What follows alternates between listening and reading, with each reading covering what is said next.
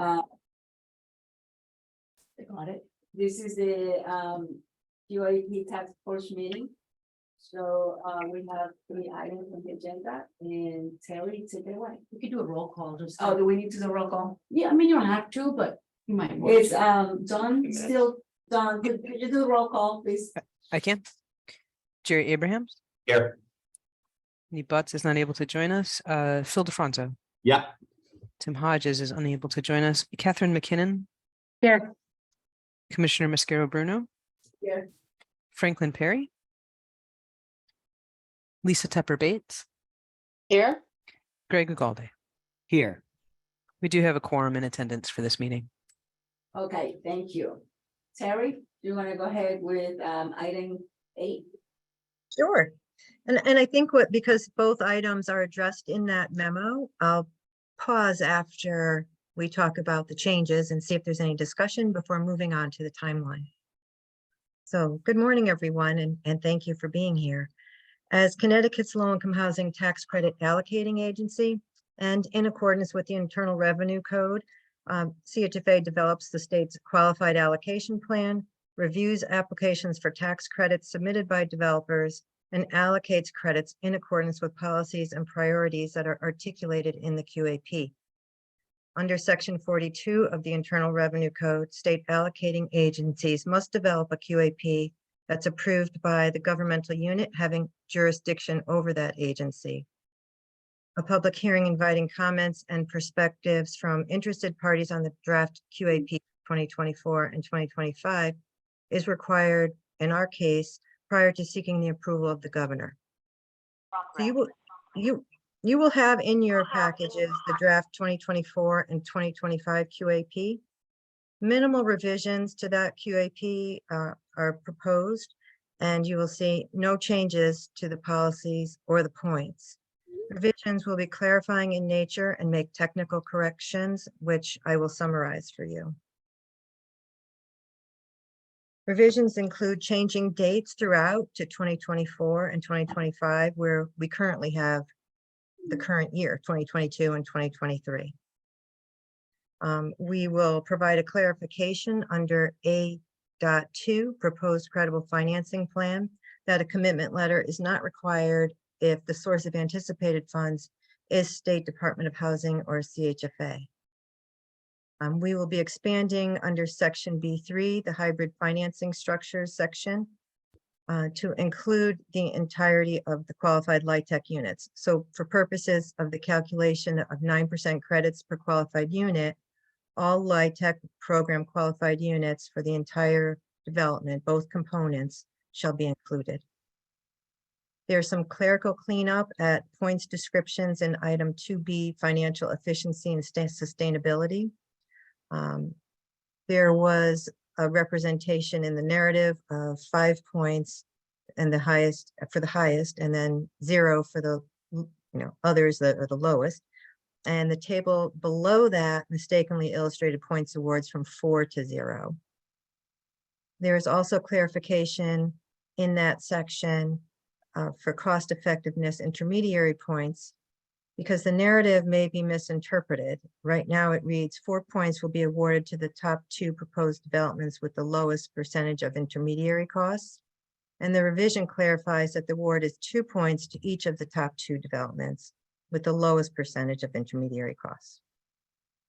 So we have, with the approval of this body, with this board task force, the anticipation of presenting the 2024 and 2025 QAP to the Board of Directors at its meeting in May for purposes of authorizing a public hearing. And a public hearing is anticipated to take place on June 14th at 1 p.m. via Zoom. Interested parties that are unable to attend that public hearing may submit written comments, as always, by mail or by email. All comments will be summarized and presented to the task force and the Board of Directors for consideration at the June and July meetings. So here I will pause and see if there's any discussion of the above, mentioned changes before I go on to discuss the proposed timeline of the process. Any comments? I had a question that was raised and looking at the projects that just got 9% tax credits, and one of them was a preservation project, but it involved demolishing all of the units. And that didn't sound like, when you look at the QAP, it says preservation projects are ones that are substantially renovating existing projects. So I think we either have to, I think that needs some kind of clarification, because it feels like, you know, if you can demolish all of the units and rebuild them, then that sounds like new construction. But if that's not what it's meant to be, if you're sort of preserving some sort of like affordable, you know, I don't know. I think that should be clarified. Yeah, so I think Deb probably has an answer for that. Sure, yeah, so we had used the standard of existing and occupied to determine if something was qualified for the preservation class. And it's not really creating additional affordable housing units to add to the current inventory. It is just replacing what's there, so that's the standard that we were using to determine which classification it should be in. So Well, those, then, I guess so, but then I think we should change that, because it says proposed developments that primarily constitute the substantial rehabilitation of existing occupied multifamily rental housing shall be eligible to apply under the preservation classification. Yeah, I thought that if it's going to be demolished, it will be count as new. I thought I saw it somewhere that counts as a new development. I don't think it says that in there, so we chose to interpret it as anything existing and occupied, whether it was being demolished or just renovated, would fall into that category, but it is something we could look at. And it's actually not a new interpretation. It's been how CHFA interprets preservation in general. Like it's something. Yeah, I mean, that's fine. It's not, you know, I don't have any problem with the project or anything. I think that it's, Clarification, right? Language. Okay. I think it's contrary to what's in the QAP. So I think the QAP might, you know, should be clarified. Because it seems like then all of the, like the, you know, a lot of like the housing authority projects that, you know, the Willow Creek and all of those could potentially be preservation projects, not new construction.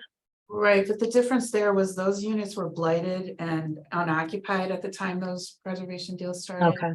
So that they were considered new Yeah. construction. But you know, the point's a good one, because I think with just a little bit of a clarification, it'll just set that straight, because you could see once we talk about it, it becomes pretty clear what the situation is and how it's determined, but it could be just with a sentence or two cleaned up. Yeah. Terry, so So I'm looking at the language right now and wondering if it would help if we said something like primarily constitute the substantial rehab of existing occupied multifamily rental housing that does not create new units or does not significantly create new units, because I think that's where we're going most of the time. Am I correct, Deb? Yes. Mhm. The other option would be to change how we define substantial rehabilitation in the glossary. That's a good point. I think that's a better. Yeah. way. Because in the Although- glossary, we could make a lot greater clarifications and fine tune Yeah. what we're proposing. Yeah, although I think it would be hard to include demolition as part of like completely demolishing a unit as substantial rehabilitation. I don't know. Yeah. That would be an interesting definition. so I mean, maybe you could say something like constitute the substantial rehabilitation or a replacement of existing, I like I that. like that. something like Yeah, that's that. good. Yeah. What it is. Right. What it is.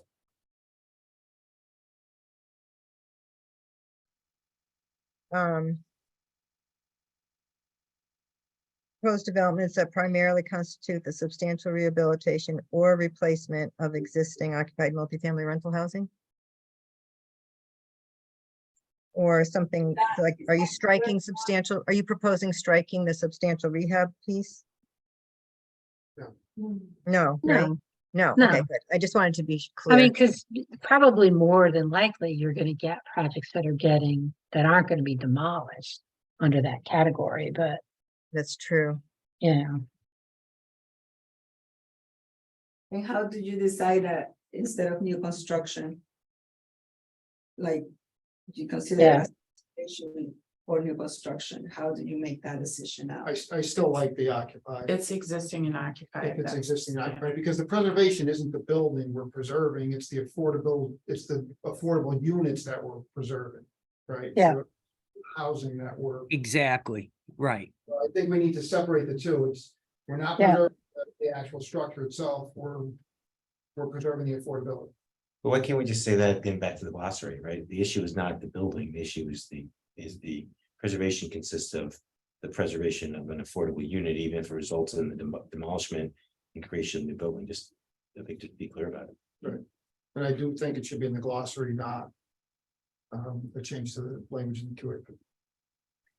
People agree though? or- I'm sorry, where is the language regarding the substantial rehabilitation? Page 12. Yeah, page 12. Can you pull it up? Yeah.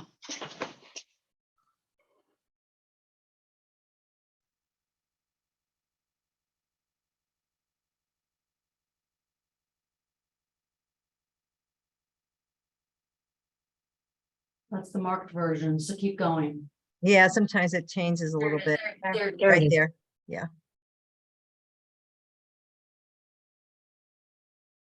Oh, no, maybe it's the next page. No, it's right there. Oh, it is. Developments that primarily constitute the substantial rehab, Says it. kind of the middle of the first. Yeah, paragraph. it's like section C, 5th sentence down. Yeah. It does say of existing occupied. Right.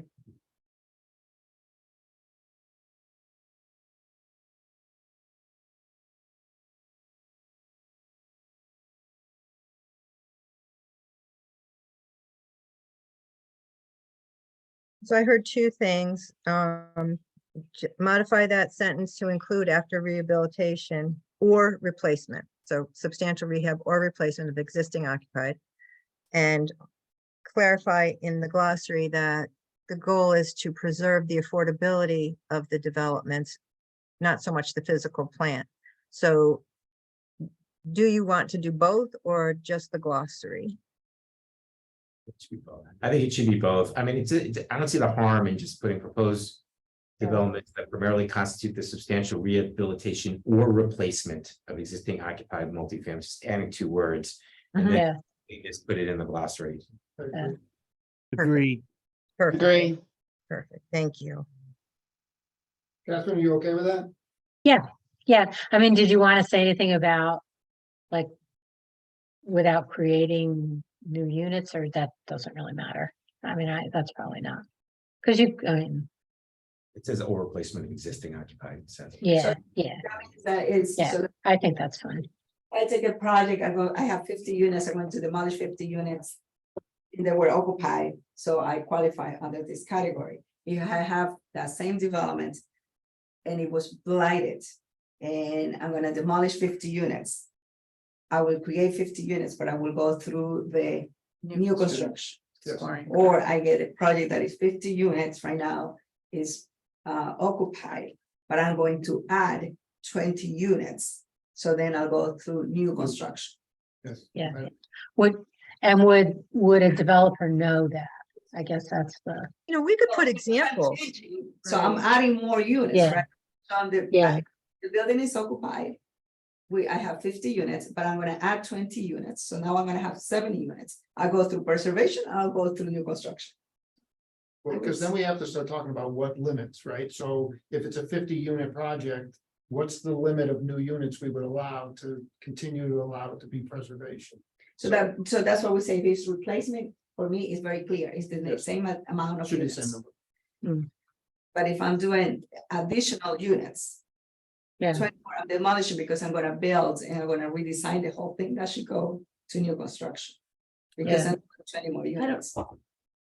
I'm a little concerned about setting that standard here because. Well, I'm just talking about the example. yeah, Well, we have.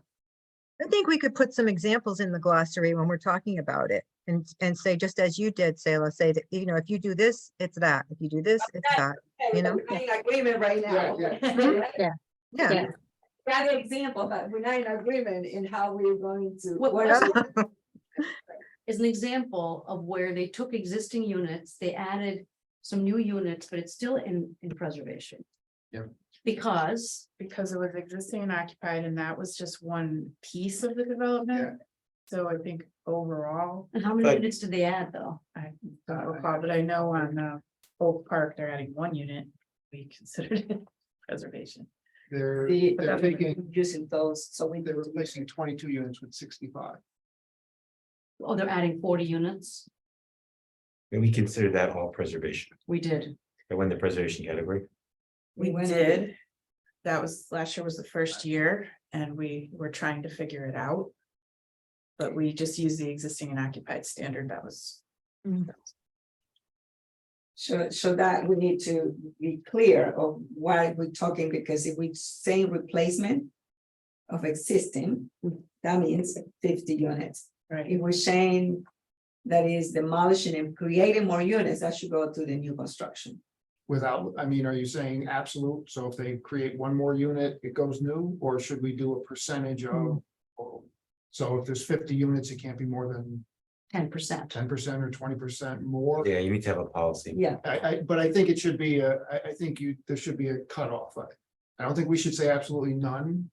no, because I mean, yeah, you probably can do 10%.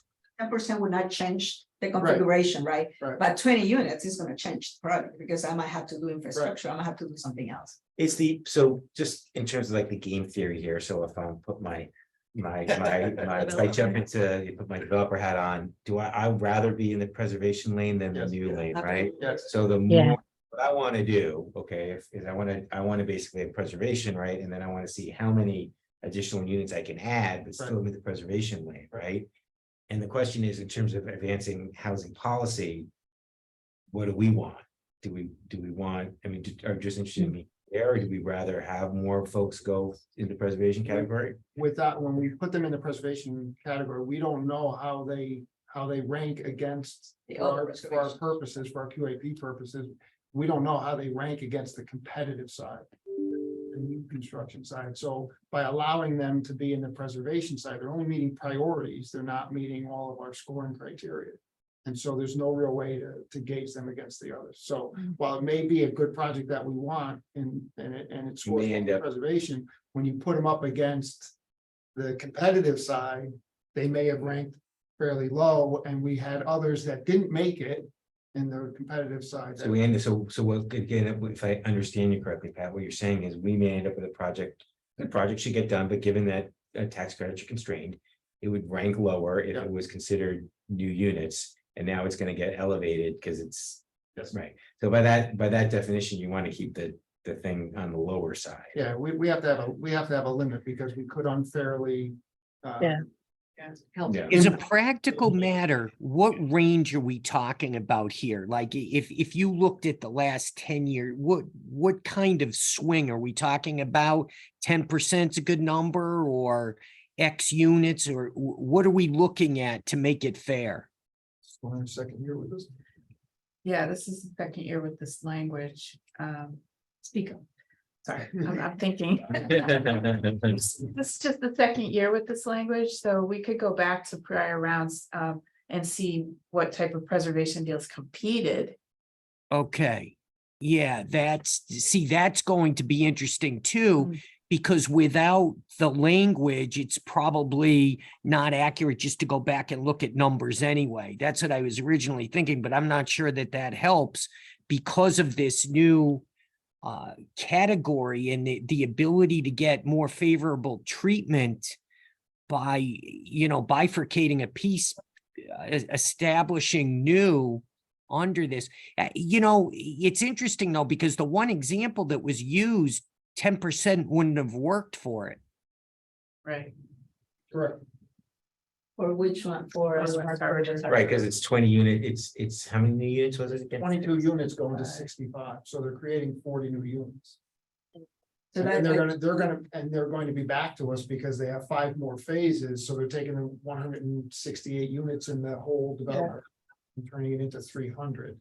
So Yeah. 10% would be. Yeah, and I think that we need to keep it because otherwise all rehabilitation, well, I mean, they're new construction. They definitely doing the new, Yeah, there should be new units they're producing. So the rehabilitation is the whole purpose is to Yeah. have substantial rehabilitation and not leave them out. Because those projects are gonna take some of the other projects. So in the subsequent phases, though, we would probably need very deliberate new language because you're now gonna be measuring them with a different Differently, policy, and you don't want, like, they got lucky in the first one to some extent, right? Great, it's a great project. But for those folks, I think we need to communicate, you need to So, communicate. so maybe, Deb, what you can do is look at those, preservation that we consider in the new construction, those from the housing authority they demolished. What are the percentages, why they went into the new construction, and the preservations that we keep in on the substantial rehabilitation. It's more likely to get lots more new units when they're demoing and rebuilding Yes. versus when they're doing a substantial rehab. That's your point. Right. I mean, if the goal is to create more affordable housing, then that's a win-win, I guess it just, But the goal is both, is to do new housing and to make sure that the substandard condition units they are rehabilitated, Right. because we can't right, put them in the substandard conditions. yeah, But we have to do it in a fair, I mean, with this, with our tax credits, we have to do this in a fair manner. So everybody, I mean, what we try to do with our QAP is put everybody In the, kind of on the same level so that we can, do an analysis of what the projects do and how they meet with what our goals are. And what this does is it takes some and moves them outside of that. So, You're looking at me. yeah. But let me try this question. So does it matter to us, though, if you're creative enough to find a way that you can fall under the preservation, does it matter to us how many new units that you create? Okay, so you found one where this works, and why not give them favorable treatment if that's what our goal is? Because right, as Catherine just said, I mean, isn't it a win-win? No, I mean, but what you're doing is you're then incenting. I understand it, developers to then find projects. Yeah. Or to get in the preservation and add units, but there's a cost to that because it's still gonna take our scarce allocation. And there may be other projects that are really good for lots of really good reasons that create lots of, maybe have a lower cost per door or in difficult areas and all of those, and now you right, put pressure. So yeah, we're gonna use all our credits, right? So I Yeah. do need to have like a fair and transparent Yeah. process so that it Yeah. doesn't perverse incentives for developers. yeah, So Yeah. just keep it, but follow the question though. Okay, so if you're 20 and you create 60, is that a bad result or is that a good use of our resources? I'm not sure that, and the problem is we only have a Yeah. couple years of a test case here, but because I understand the argument, but I'm still wondering if there's enough of a difference there to really start trying to define something that we could really go down a rabbit's hole here. But Yeah. Greg, I think it's because then imagine then that the credit gets allocated to the preserve 20 plus 60, and the cost of that is a new project that was 80 doors at a lower cost per door doesn't get built. That's Yeah. yeah. Well, I think, because I think the one that got, what is it, what is it called? Anyway, because that was like, I think over 600,000 a unit. So it probably wouldn't have competed as well in the new construction. On a per unit cost basis. So that, I guess, I mean, that there is a point to be made there that even though there are more units, So one there thing, still has to be an analysis of what that cost is, yeah. Maybe we just have one new unit in that one, yeah, which that would qualify on the preservation, right? Yeah. Not changing anything, they just. Yeah, yeah, The units are substandard, but so that's replacement, for me, that's replacement. But if we have another development with 20 units and they doing 60 units, so Yeah. that should go into the new construction. yeah. That's And the units are $700,000 a piece, which pretty good, is like, probably next year's standard. I would say, I The way Right. things are going, you know, yeah, is that good public policy? I don't know. No, it's a great point because Yeah. and especially since we know it's coming, right? Because we Yeah. can see what's happening even with what's in front of us. So Yeah. we do have to address it. Yeah, The other thing is that you're doing this new construction, right? So you're also taking away from those preservation units that we really want them to be rehabilitated because they have people there, living there in those. true. well, one thing I want to say that which may help is that what I've seen in the preservation class, we're not getting the same type of development because they are not scored. So they're not doing the supportive housing. They're not doing some of the energy efficiency standards because in the new construction class, they definitely chase every point. So we are getting different types of developments. Now, granted, with a preservation, you have to work with what you have unless you're demolishing it. And that presents some challenges. But Yeah, yeah. that is something to consider. Yeah, Yes. So are we gonna just go with 10% or we're gonna do some more data? I think we should, I don't want to use an arbitrary number. I think we should take a look at it and see what makes sense, because 10% may not be a lot. If we have a 40 unit project, that's only 4 more units. I don't know if that really changes the dynamics of the property itself or not. So Yeah. we take a quick look and see where the number Yeah. should fall. all right. Yeah. So Can I just ask a question? What does that mean, Pat, to change the dynamics of the property? What does that mean? Expand the footprint, require additional engineering in order to be able to facilitate the additional units. So I think what the commissioner was alluding to before is you get to a certain point, a property can only really support so many units before you have to start bringing in new infrastructure, sewage connections and things like that. So there's a point where it gets past where it starts to drive further cost to the project. Yeah, I think that's a great point. I still though am thinking about Greg's point, which is that you know, and Kathy's, that our objective is to create as many units as we can with the dollars we have. And so how do we avoid just creating a rule to create a rule to make sure there's a rule, and instead make sure that we're moving towards, you know, maximizing. So I think you understand that, and I think it's great that you want to look at more data. But that would be a really important principle to understand where we're landing on.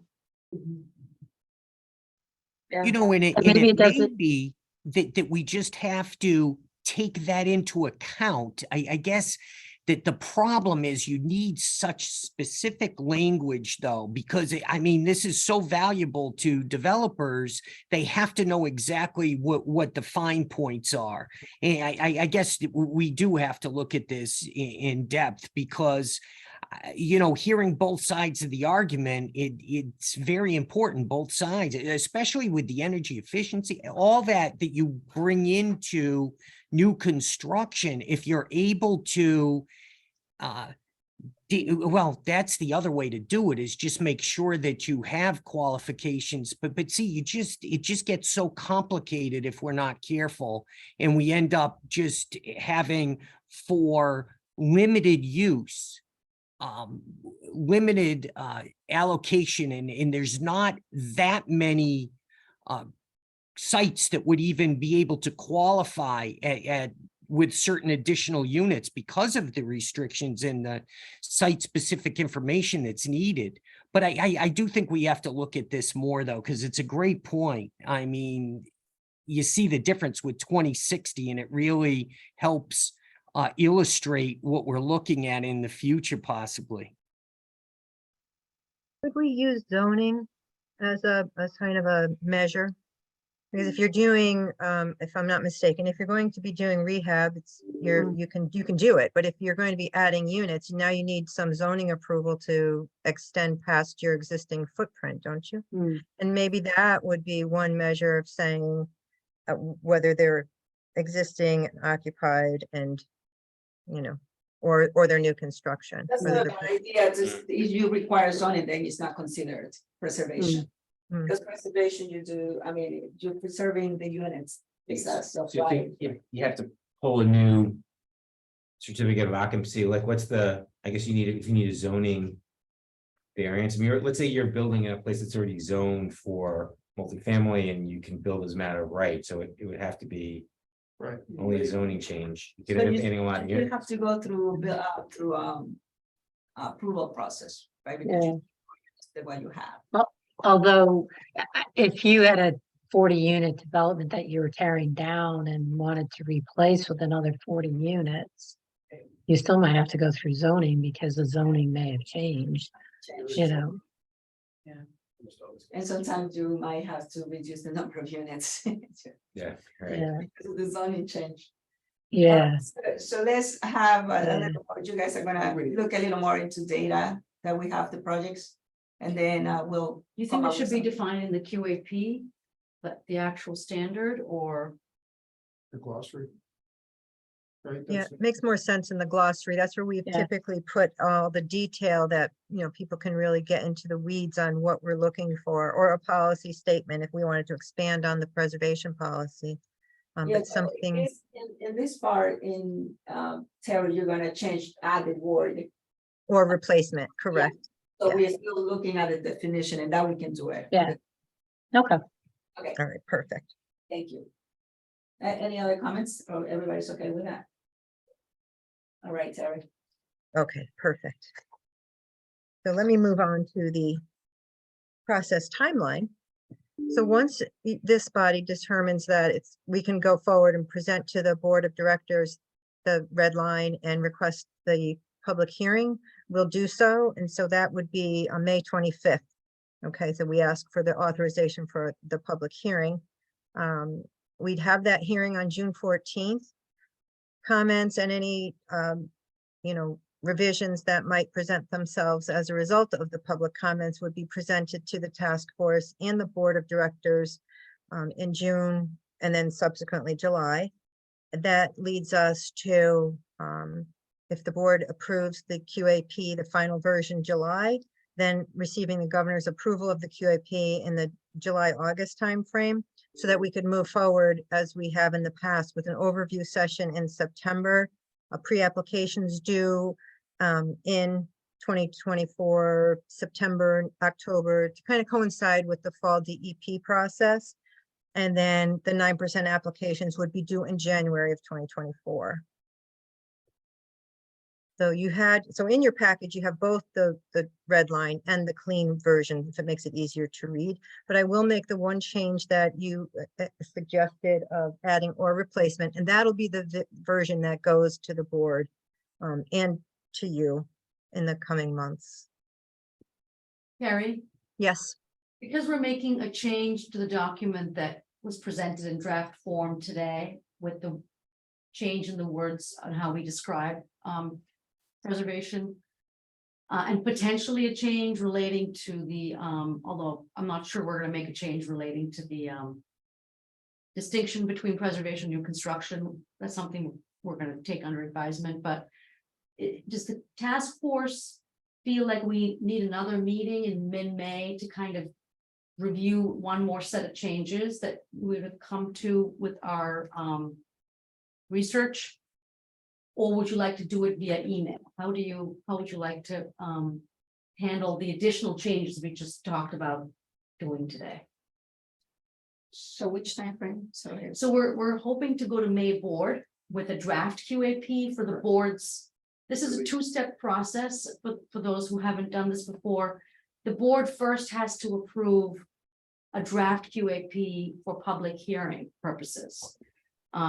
Then we post that draft QAP, hold a public hearing with the appropriate timeframes. And then present any comments received as a result of the public comment period and the public hearing to the board at a subsequent meeting with any potential changes that came about as a result of those comments for a final approval by the board. So it's a two-step process. So we should have a quick meeting in between before the board meeting. Just to, Okay. so that we can do virtual, just a 20 minutes meeting, just to make sure that everybody understand and what we come out with the language. Great, It's easier that great. way, send emails and trying to read everybody's. great. Yeah, I think so. Okay, great. That would be great. Appreciate it. All right. That's all. That's great. Oh, That's yeah. all I have. All right. Just a question, if I may, and Terry, apologies, because I think I had to miss the last meeting. Is there a consolidation somewhere of the comments from the focus group sessions? Oh, yes, yes, I'll share. Yes, if you haven't seen it, we'll make sure that you get it. It was, Great, pretty okay. much in the memo. I want to say it was in memo form, but I will make sure that you have it. Okay, thanks so much. And thanks for doing those focus groups. I tried to sit in on a couple, but it was hard to come and go because the discussion sounded very detailed, which is good.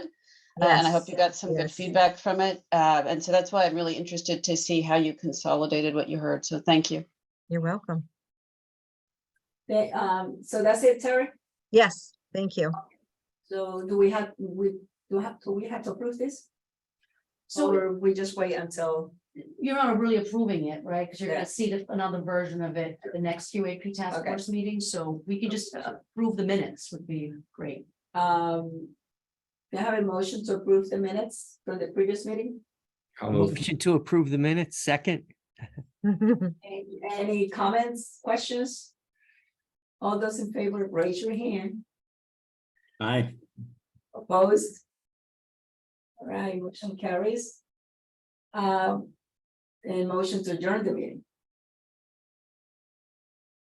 So moved. Nobody wants to go home. Raise your hand. All those in favor. Aye. Aye. Aye. Aye. Thank you very much. So. Alrighty.